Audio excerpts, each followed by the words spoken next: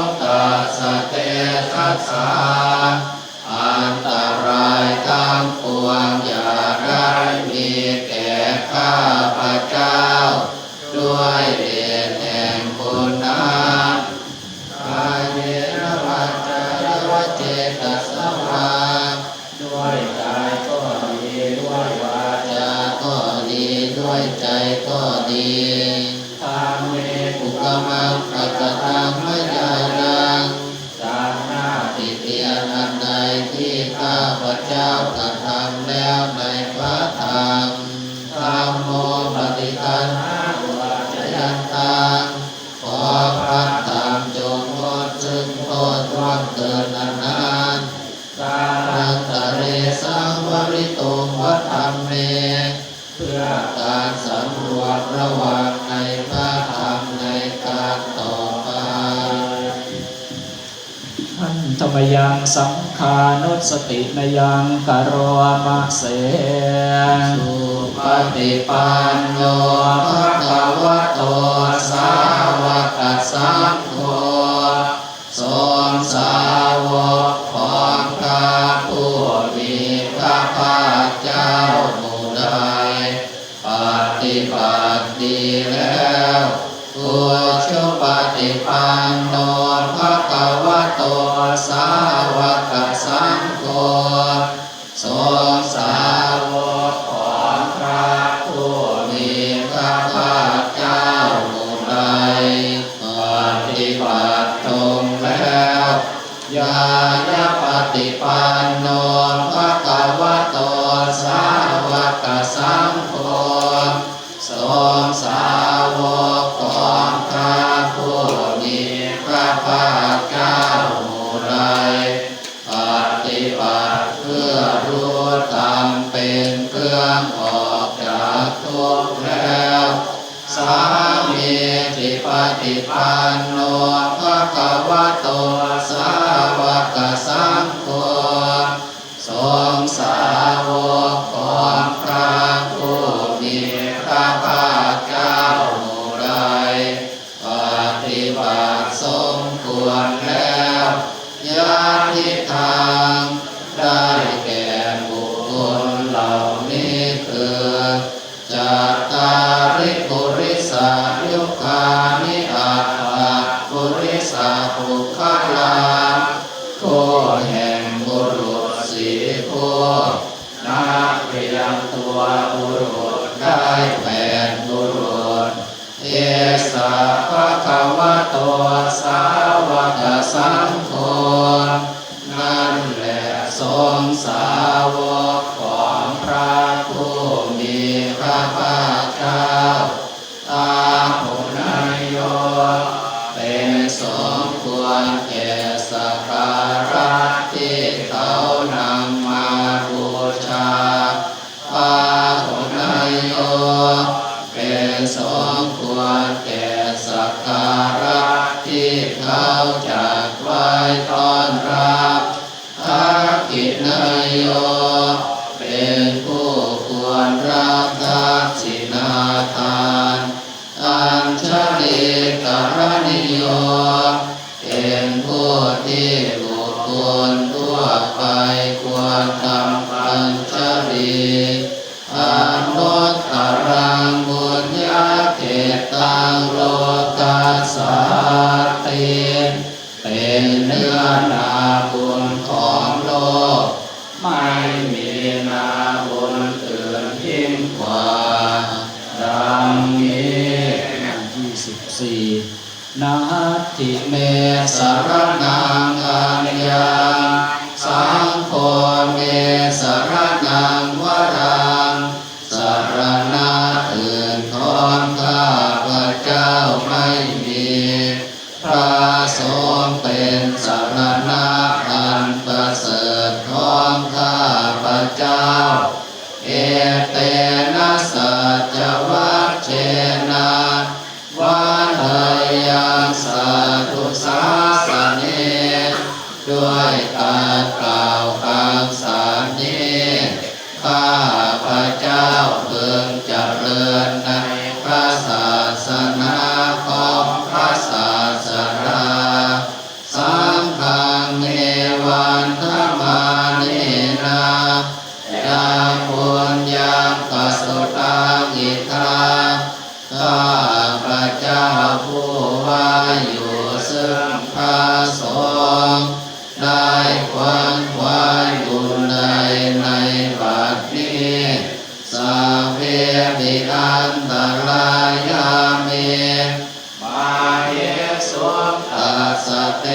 สัสสะ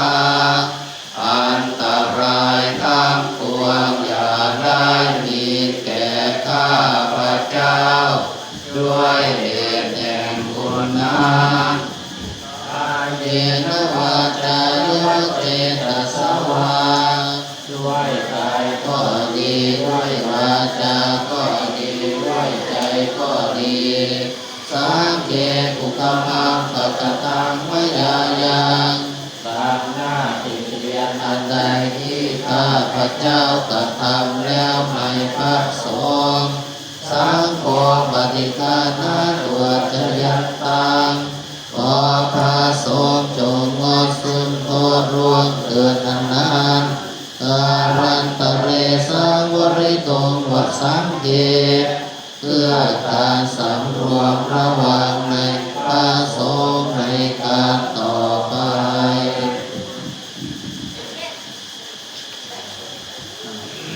ไปหน้า33วาทปาติโมกข์หันธามะยังโอวาทปาติโมกขคาถาโยพนามะเสสัพพะปาปัสสะอาการนังการไม่ทำบาปทั้งปวงกุศลสุปสัมปทาการทำกุศลให้ถึงพร้อมเจ้าทั้งหลายขันติปรมังจะโพธิติคาขันติคือความอดกลั้นเป็นธรรมเครื่องเผากิเลสอย่างยิ่งนิพพานังปรมังวัฏันติพุทธาผู้รู้ทั้งหลายกล่าวพระนิพพานว่าเป็นธรรมอันยิ่งนาหิปัพพชิโตปรูปคาเตผู้กำจัดสัตว์อื่นอยู่ไม่เชื่อว่าเป็นบัมพชิตเลยสัพพโนโหติปรังวิเทตยันโตผู้ทำสัตว์อื่นให้ลำบากอยู่ไม่เชื่อว่าเป็นสมณะเลยอโนปวาโทอโนปปาโตการไม่พูดร้ายการไม่ทำร้ายปาติโมกเขจะสังวโรการสำรวมในปาติโมกข์มันตัญยุตาจะพัตตัสสมิงความเป็นผู้รู้ประมาณในการบริโภค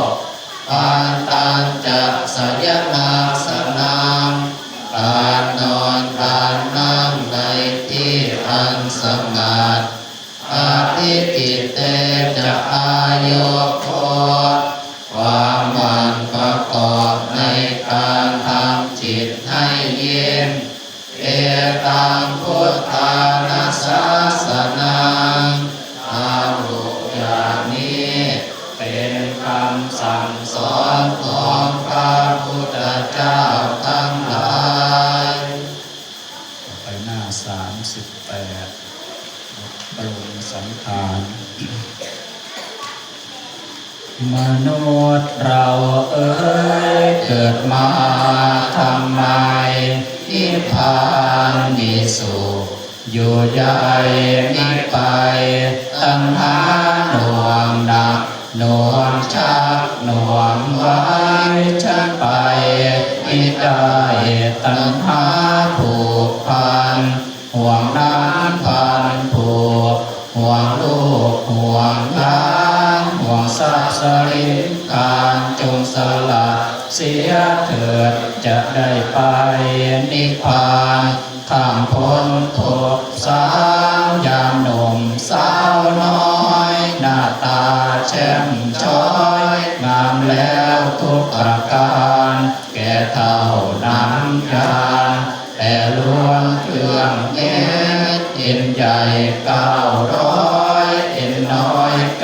9,000มันมาทำเข็นใจ ให้ร้อนให้เย็นเมื่อยปวดทั้งตัวคนคิ้วก็ขา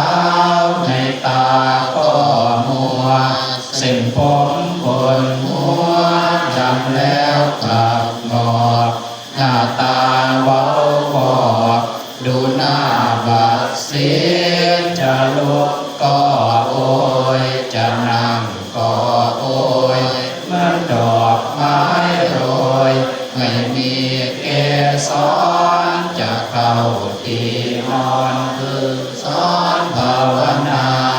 พระอนิจจังพระอนัตตาเราท่านเกิดมารังแต่จะตายผู้ดีเข็นใจก็ตายเหมือนกันเงินทองทางนั้นมีติดตัวไปตายไปเป็นเพียงลูกเมียผัวรักเขาชักหน้านี้เขาเหม็นสาบพิษเปื่อยเน่าผุพองหมู่ญาติพี่น้องเขาหามเอาไปเขาวางลงไว้เขานั่งร้องไห้แล้วก็กลับคืนมาอยู่แต่ผู้เดียวป่าไม้ชายเขียวเลี้ยวไม่เห็นใครเห็นแต่ฝูงแรงเห็นแต่ฝูงกาเห็นแต่ฝูงหมาเยอะแย่งกันกินดูหน้าสมเพชกระดูกตัวเอ้ยเรียรายแผ่นดินแปลงกามากินเอาเป็นอาหารเที่ยงคืนสงัดตื่นขึ้นมีนานไม่เห็นลูกหลานพี่น้องเผ่าพันธุ์เห็นแต่นกเขาจับเจ้าเรียงกันเห็นแต่นกแสกร้องแรกแหกควันเห็นแต่ฝูงผีร้องไห้หากันมนุษย์เราเอ้ยอย่าหลงนักเลยไม่มีแก่นสารอุตสาห์ทำบุญทำจุนเอาไว้จะได้ไปสวรรค์จะได้ทันพระพุทธเจ้าจะได้เข้าพระนิพพานอาหังวันทาลูกเคยทำแล้วระยำอย่าทำช้าทำนั้นกายวาจาเจตนาทำผิดไปกรรมนั้นกายวาจาเจตนาทำผิดไปต่อไปไม่ทำอีกแล้วตั้งใจแน่วเพื่อพระศาสนาต่อไปไม่ทำอีกแล้วตั้งใจแน่วเพื่อพระศาสนาแทนคุณบิดามารดาลูกขอลาบวชแทนคุณแทนคุณบิดามารดาลูกขอลาบวชแทนคุณลาแล้วลูกขอลาสู่ร่มผ้ากสาวพาลาแล้วลูกขอลาสู่ร่มผ้ากสาวพาขอพรคุณพ่อแม่โปรดช่วยแผ่ใจการุณขอพรคุณพ่อแม่โปรดช่วยแผ่ใจการุณให้ลูกได้เพิ่มพูนร่วมสร้างบุญคือความดีให้ลูกได้เพิ่มพูนร่วมสร้างบุญคือ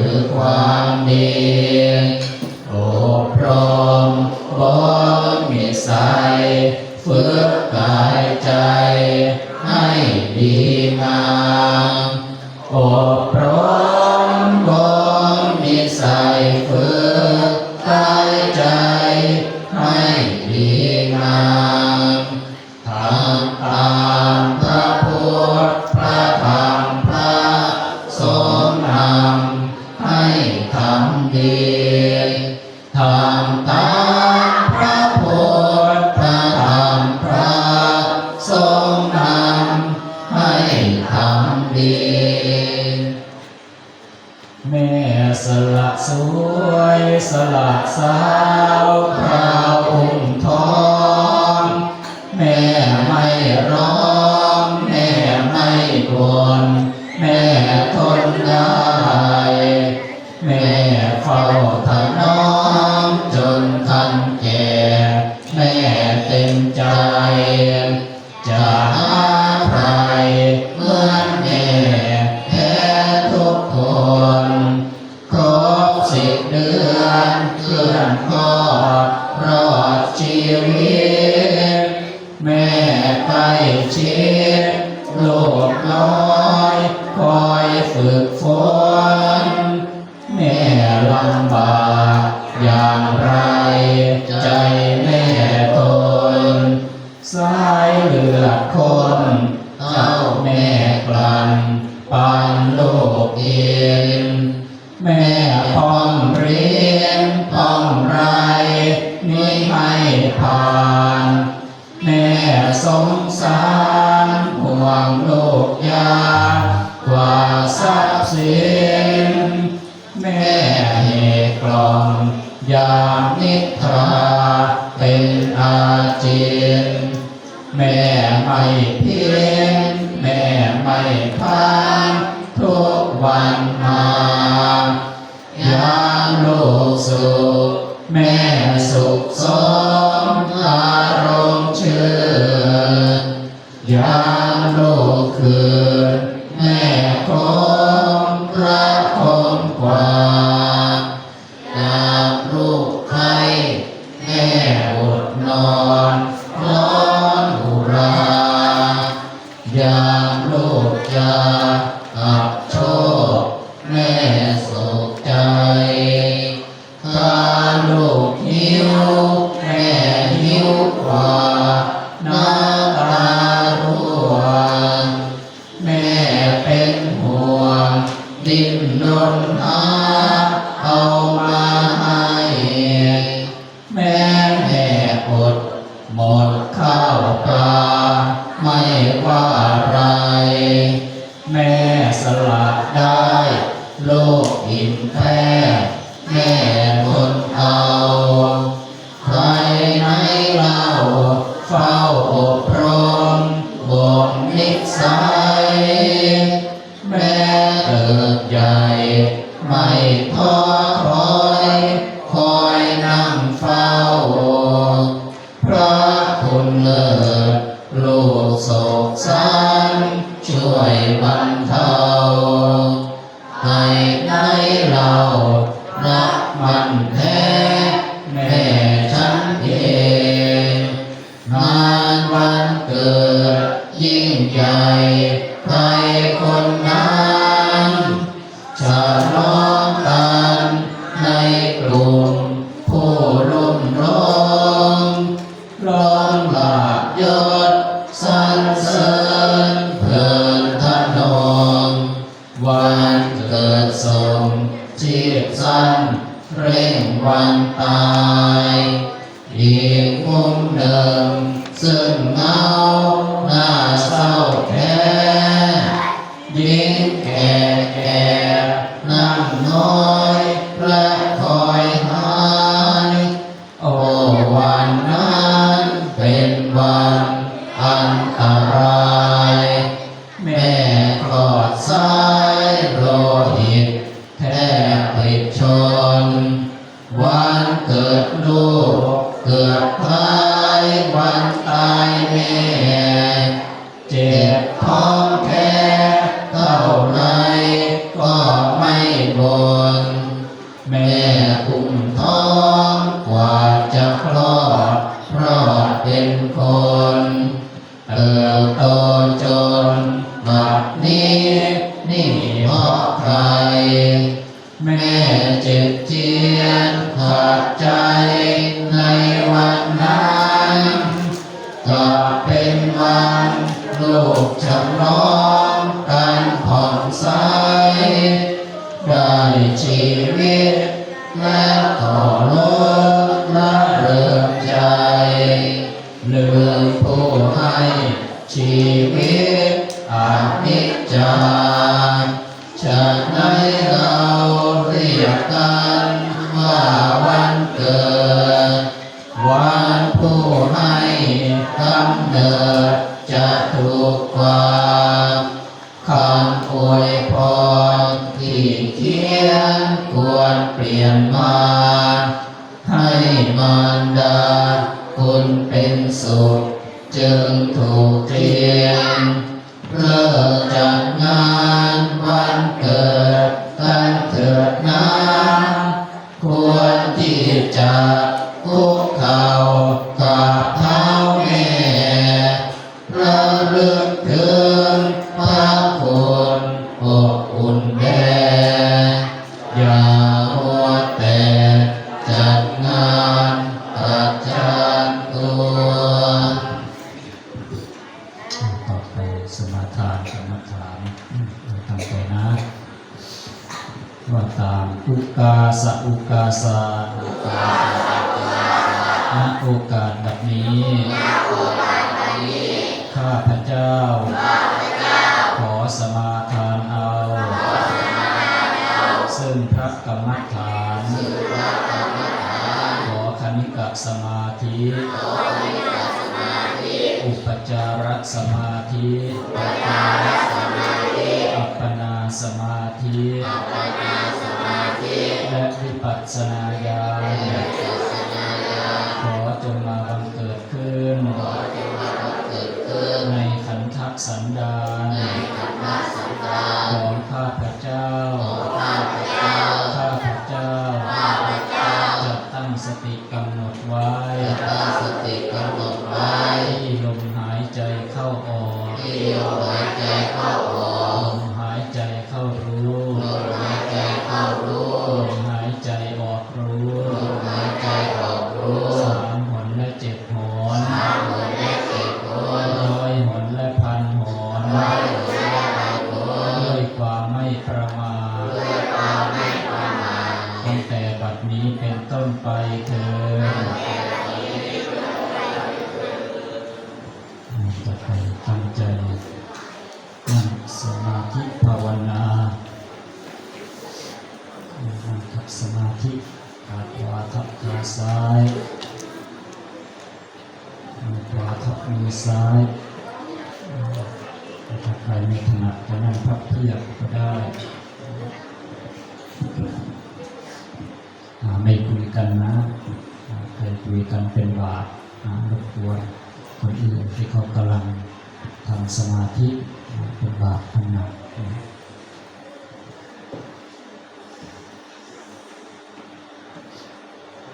สำรวมจิตใจดูลมหายใจเข้าออก